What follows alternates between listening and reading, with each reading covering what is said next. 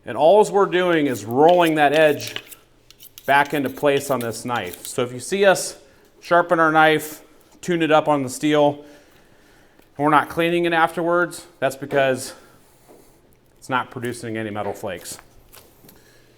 Just a little FYI there.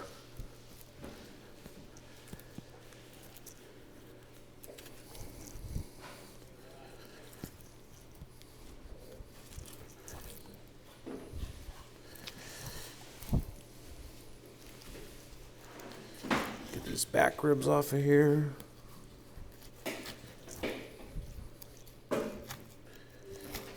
There we go. I like to pre-trim my primals a little bit before I cut them into steaks, because if you knock off the rough edges, then when you cut it into a steak, you don't have to go back through and do it to each individual steak. Just makes things a little bit easier in the long run. Now, for that beloved Wagyu, highly marbled, tons of intermuscular fat, beef ribeye. I'm always amazed whenever I'm cutting Wagyu cattle how soft the fat is. I mean, it's just like cutting through butter. Sounds a little cliche, but it really is true.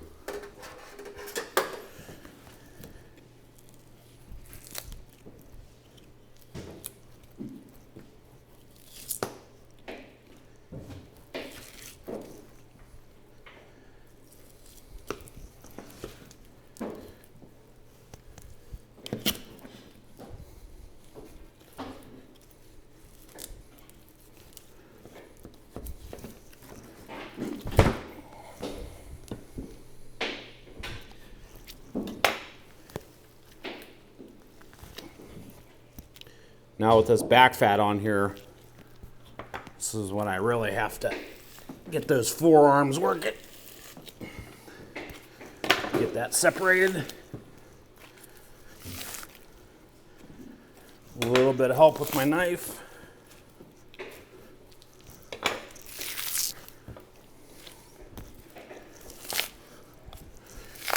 And just slowly work that down. Just like that.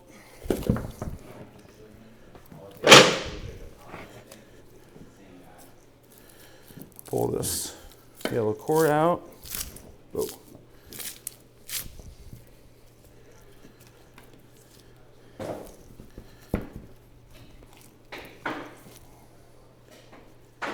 So same process on each primal. As you can see, each one is so much different. And the more fat, definitely the more challenging that it makes it. We always say that, not that we like to talk about it, but the fatter the carcass, the more percentage of cutting yourself is, because you're using extra force to work your knife down through there. Sometimes that can result in your knife slipping or something like that, and you cut yourself.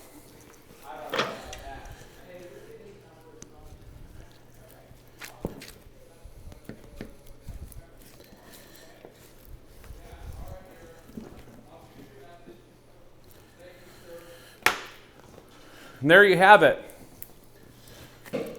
Wagyu, grain-fed, grass-fed, and bison.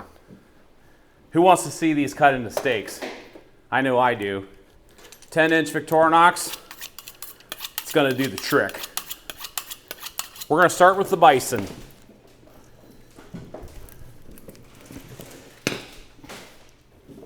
Trim off just a little bit of that dry aging, that discoloration there. We're gonna cut these a nice 1.25 inches thick. Look at that dandy ribeye. That big portion of that cap on there, a little bit of fat on the inside. But you can see that there isn't a ton of marbling in that muscle. And that's common with your bison and your elk and your venison and things like that. You're going to get that outer fat, but you're not going to get that intermuscular fat.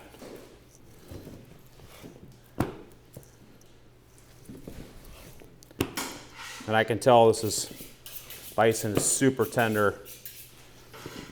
Knife's just gliding through there with hardly any resistance at all.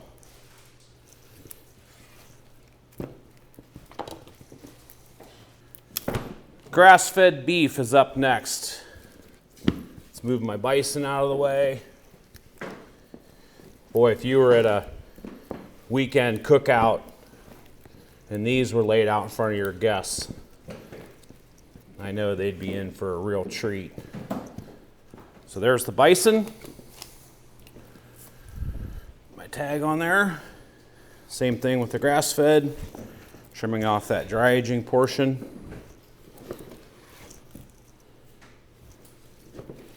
So let's do a little comparison here. You can see the difference between the bison and the grass-fed beef. How much longer that steak is. That ribeye cap, a little bit more of a triangular shape versus the grass-fed, which is round.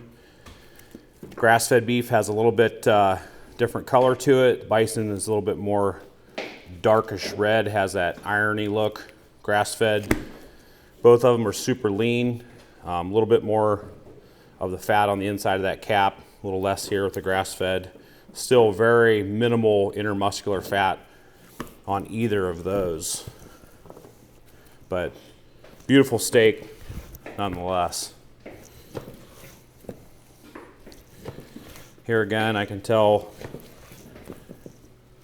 it's a nice and tender cut. Now, the one thing that you do have to think about when you purchase grass-fed or bison is that since that cut is so much leaner, you're going to have to be a lot more careful when you cook it that you don't overcook it, because it doesn't have that fat in there to sort of have that little bit of forgiveness. It'll dry out in a hurry on you if you overcook these. Up next is the grain-fed. You may wonder why we chose the ribeyes, and as mentioned earlier, simply because that this is the most popular steak, in our opinion, on the animal. It's the most desired. Some people may argue that, you know, there's better ones on there, and we're not going to disagree, but overall, the ribeye is the most popular. So, time for a little comparison here. You can see that intermuscular fat, that marbling, a lot more intense on the grain-fed. It's going to have even marbling up here in this cap. Bring in the bison, the leanest of all three, but you can see the significant difference between those three steaks in leanness, fat content, size. It's all coming through. So if you happen to buy a rib section at the store, a whole rib section, make the investment in a good knife, because it's going to be a game changer for you. If I tried to cut through this with my 6-inch boning knife, that's all I would do is struggle. But since I have this nice 10-inch knife, it just makes a big difference. Now it's time for the Cadillac of all beef, the Wagyu. Just going to square it up just a little bit. This is what we call the butcher's take. Throw those on the grill, nice thin slices. Boy, delicious. And we own these, so we buy these from local farms. So when I say the butcher's take, that doesn't mean that we're taking something from somebody's custom cattle or something like that. We own it, so we're free to throw that on our own grill. Just to clarify, are you ready for this, Spencer? I'm ready. Are you ready? I am ready. This, my friends, is going to be a beauty. Look at that. That is just beautiful. So if we take these now, compare these to the bison, we have that intermuscular fat all the way around that cap. We have all that marbling on the inside of that eye. Just an absolute dandy of a steak. If you compare the grain-fed to the Wagyu, you can see the difference there. A little bit lighter, a little bit paler color in the meat compared to that darker cherry red. The fat is, that marbling is the most significant thing on these steaks. And fat is most definitely flavor.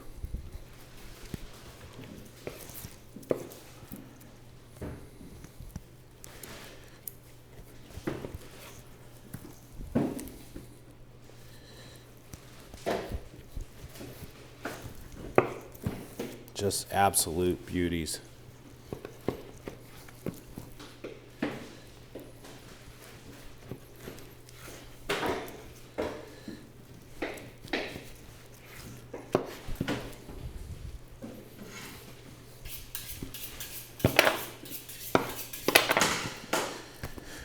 And there you have it. So let's get all these laid out on our table. We can do the ultimate comparison between these ribeyes. What do you guys think? Bison, 100% grass-fed beef, grain-fed beef, and Wagyu. Which one would you choose? I know that they're all going to be incredible. Depends if you're coming at it from a health reason. Maybe you want the bison or the grass-fed beef. If you purely want just some intense flavor, gonna have to go with one of these highly marbled steaks, because those just cannot be beat. So now that you've seen all those primals broke down, you see them on the table, you see the comparison, we're gonna run some of these through our roll stock machine. We're gonna choose which ones we wanna pull from this. We're gonna take these to the grill, we're gonna cook them, and we're gonna do a little comparison. So come along. I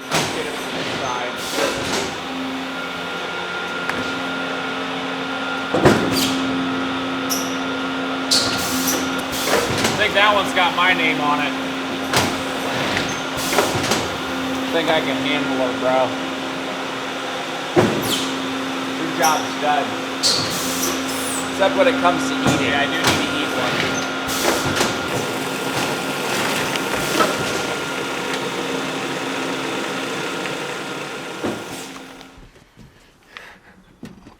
Explain the blue tongue. So Norway and FFA, which we support heavily, which is our local high school's Future Farmers of America, who our niece and two nephews are a big part of. Yeah, so they nominated us for the honorary member at the highest level for the state. We're already honorary members for our local chapter, but and we got it. That's amazing. So they presented us with the award, and it came with some cupcakes. That was like an hour ago. So I ate a cupcake with blue frosting. Now I have a blue tongue. So without further ado, the steaks, you saw us cut these this morning. So we moved out to the Big Green Egg, and we're gonna get these cut up. We already cut them up. We're gonna get them grilled up. The 100% grass-fed, the American Wagyu, the beef, grain-fed beef ribeye, and the Bison Ribeye.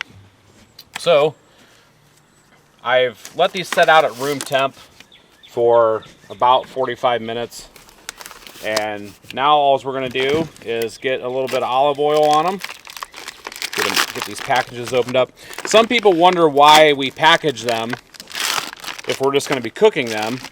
The answer is that was this morning that we cut them, so we didn't want them sort of lying around our cooler and then transporting them out here to where we're cooking without being in a package. So that is the reason why we put them in our packaging. Starting off with our bison ribeye. Beauty. Our grain-fed beef.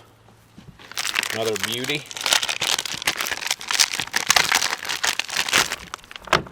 That Wagyu dandy.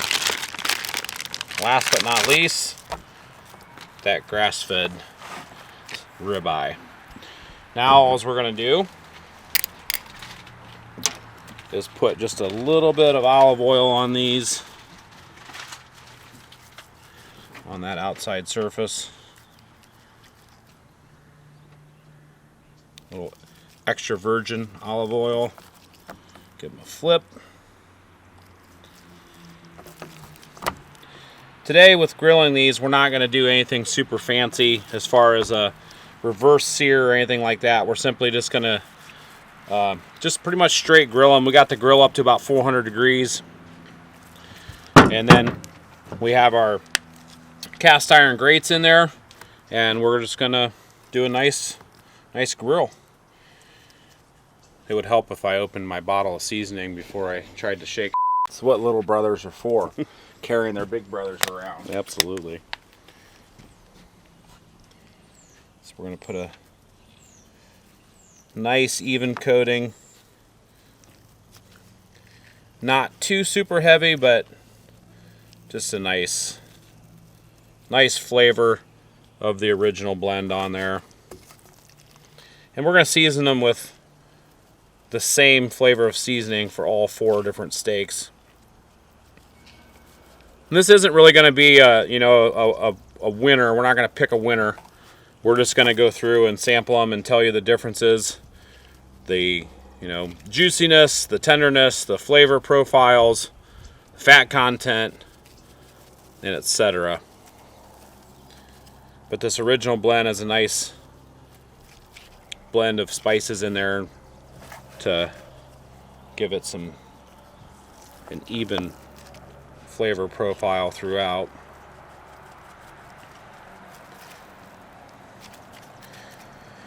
Now, as I mentioned earlier, one thing I'm going to have to be careful when we grill these is that we don't overcook the bison and the grass-fed, especially because it does not have that fat in there for forgiveness.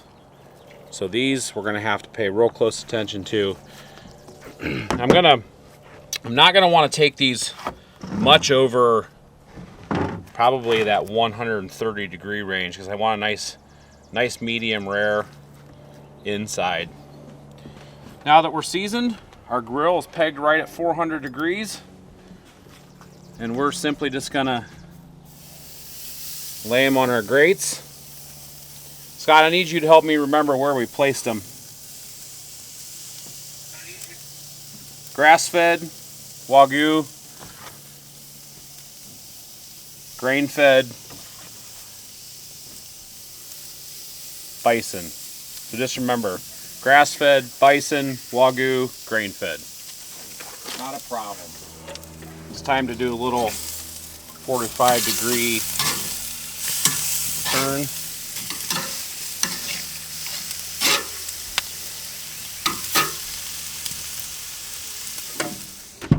Seth's put me on thermometer duty because we've got so many different profiles going here. Want to make sure we don't overcook anything. I told Seth we're both private pilots, both have our private pilot's lesson, and they taught us in flight school aviate. It's that blue tongue. Aviate. Is it swelled up a little bit? No. Aviate, navigate, communicate. Just means you should fly first.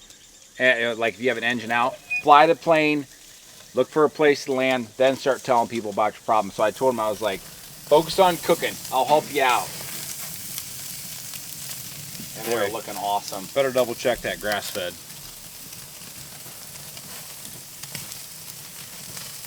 We're just about rest status. Done? Yeah, I get her out and get her resting.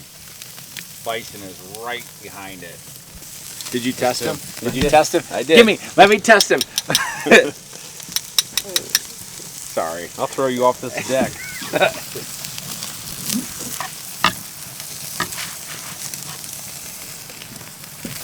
I'd pull her. He's looking real good.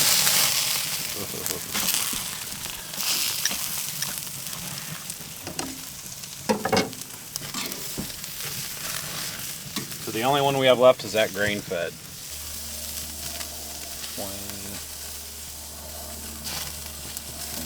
Ow. We're done.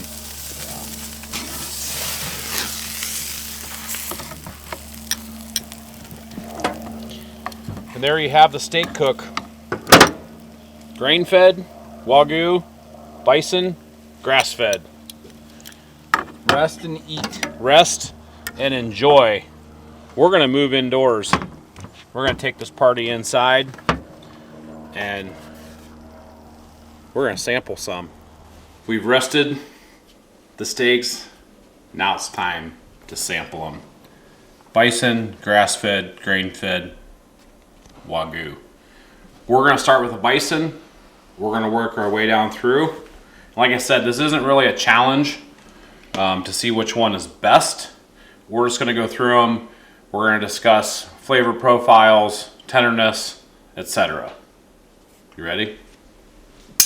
All right. So, starting with the bison, I gotta go for the cap first. Boy, look at that. That just looks insanely delicious. Go ahead and grab yourself one. Juicy. Juicy, juicy. Oh, it's got that immediately. If I had my eyes closed and you didn't tell me what that was, I knew immediately it was bison. It's got that sweetness that we know and love about the bison. We've talked about this before in our bison versus beef video. The cornerstone that our business was founded on was bison. Go ahead and get a little bit of that Yeah, fat. absolutely. That's where it's at right there. Bison has a unique fat flavor. It's not gamey. It's not necessarily like wild game, but it's not like beef either. It's its own unique flavor. The biggest thing is people might expect it to be gamey. That's not the case at all. Sweet. It's sweet beef is what it is. Yeah, if you didn't know any better, you just think it's really good beef. So, that was the bison. On to the grass-fed. Grass-fed beef has a what'll happen is you're usually tasting whatever grasses that the beef is eating. So This a little bit of that like iron, kind of that. It's more like a deep beefy flavor, like a. Now, I could definitely pinpoint that one too. If you handed that to me and didn't know what it was, I would know it's grass-fed beef. It's got that bigger, beefier. I wouldn't describe it as metallic, but I think you're tasting the mineral content in there. and it's not like it doesn't throw you off. No. It's just different. Significantly different than the bison. Like olive oil versus butter. Same thing. Yeah, it just has a little bit different. Now, one thing we have noticed with the grass-fed, let me get a piece of this fat here. If you try this fat, you might be a little bit surprised. Just go ahead and get yourself some of that. Because with grass-fed, we've noticed that the flavors can be a little bit strong in the fat.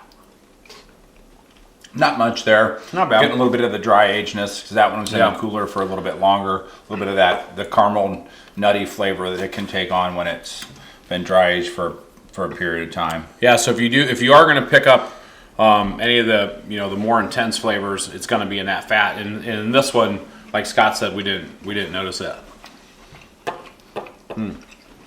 Very good steak. You can see both of these are just cooked. Let me flip it around here so you can see it. Cooked to a nice, beautiful, medium rare.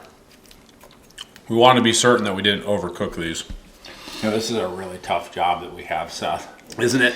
We gotta butcher up these animals and then we gotta dine on it. It's Steak aficionados. That is something we should talk about, is the fact that we did, in fact, butcher these. So that, that makes a big difference when you butcher them in-house. So time for the grain-fed.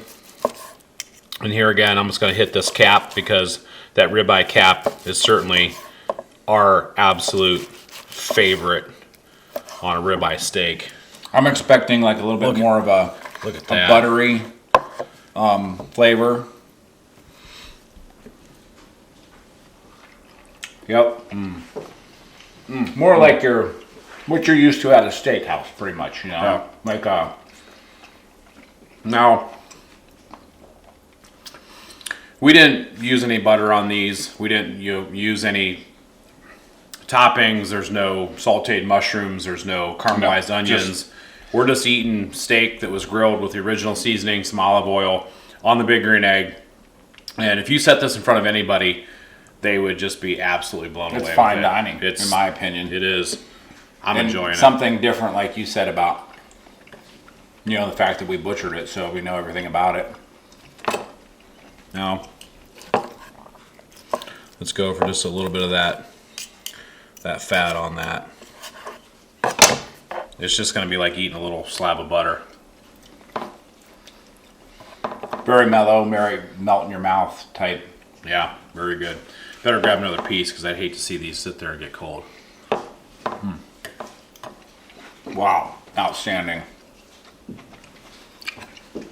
So, as far as tenderness goes, I'd say if I had to pick one out of these three, maybe the grass-fed's just not quite as tender as the other two. The bison, it's more of a texture, like almost a firmness. The bison and the grain-fed were, I would say, equally as tender. And there again, I mean, that we did dry age that one longer, so I'm sure that does play a role in it. Now, onto the Cadillac of beef, that fine Wagyu ribeye. Let's get a hold of that cap. I'm expecting this to be more of a velvety, smooth, sort of like just eating. You ready for this? Yeah, like eating cake. Oh my gosh. Oh, wow. Now, It almost doesn't require chewing. no, it's so soft you can smash it between your tongue and the roof of your mouth. Wow, that's how it's such it washes over in your mouth so nicely. So good. It's just like I said, it's like eating a velvety smooth. It's fantastic. I said we weren't going to choose a winner because this wasn't a competition. We grew up on bison our whole lives. I mean, we've eaten bison since we were toddlers. If you asked me which was the most tender, it's got to be the Wagyu beef. Yeah, that mouth feels completely different. And it just depends on what you're going after as far as flavor. Yeah. So, the bison, the Wagyu, if I had to choose the winners, it would be those two. And out of those two, the Wagyu by far is more tender. But overall, I mean, if I'm looking to celebrate an anniversary style dinner, that Wagyu is just unbelievable. Treat yourself. Now let's go ahead and get a little bit of that fat. It's gonna be like eating a piece of bacon. That flavor, there's a lot of flavor in the fat, but it's such a rich flavor. It's like, I mean, So good. Now, I gotta point this out. Spencer's filming this thing, and he has to sit here and watch us eat these. Oh my god! I dug a third fork out of the drawer, Spencer. Look at that. I saved that piece just for you. How was it? Do get to enjoy some outstanding food, and that's what this is all about. These, and we're not even done eating because we're gonna finish these off. We're gonna get the kids in here. We're gonna get the families in here, and we're gonna enjoy the rest of these steaks. But what a cool comparison! I don't even know if this has ever been done to this style on the internet, especially YouTube, to the point where we broke it out of the carcass, we showed you the whole primals, we cut it into steaks, and then we did a full-blown comparison down to the cooking. So, and that's exactly what we want to do with our channel. We want to separate, kind of separate ourselves out and do things that maybe you haven't seen before, and we hope that you enjoy that. And as a result of that, you subscribe and you keep coming back because we have tons more content planned. I should take this time to mention our beef processing video is getting ready to tick over. Are you ready for it? 10 million views on YouTube. That's a comma, and then double digits. Can you believe it? 10 million views. Our channel's about to hit 60 million total channel views and just over 623,000 subscribers. So, thanks to each and every one of you. Absolutely. We also want to say we hope that you can repeat this process at home. We certainly know with our spice that's going to add a nice element to it. But we hope that you can use some of the resources to get some similar cuts of meat, similar cooking sources, and you can enjoy what we're so passionate about, which is just enjoying good carnivore-based meals around friends and family and bringing it all home. You can learn a little bit more about butchering by the comparisons that we bring to you through our channel. So that's really what it's all about, just bringing a better user interface at home.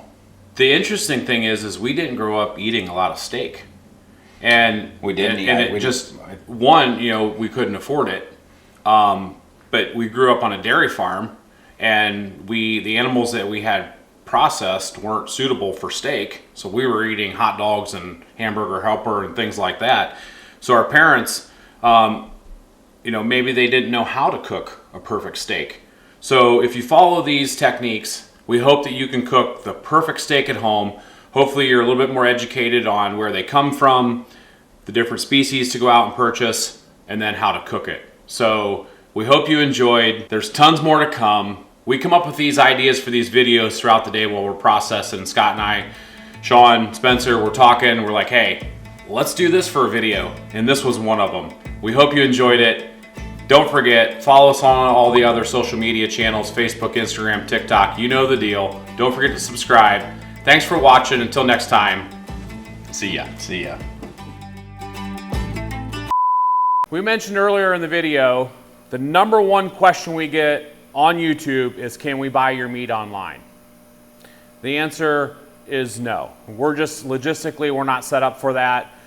We have our brick and mortar store here, our retail, and quite honestly, we stay so super busy with just filling our own meat cases that that's just not something that we've put our attention to yet. However, if you want something similar to the exact thing that you see in front of us and you want to buy it online, now I say exact, it's not going to be the exact farms with the bison and grass-fed beef. However, I will show you the Wagyu, like the animal that was processed earlier that's hanging behind me.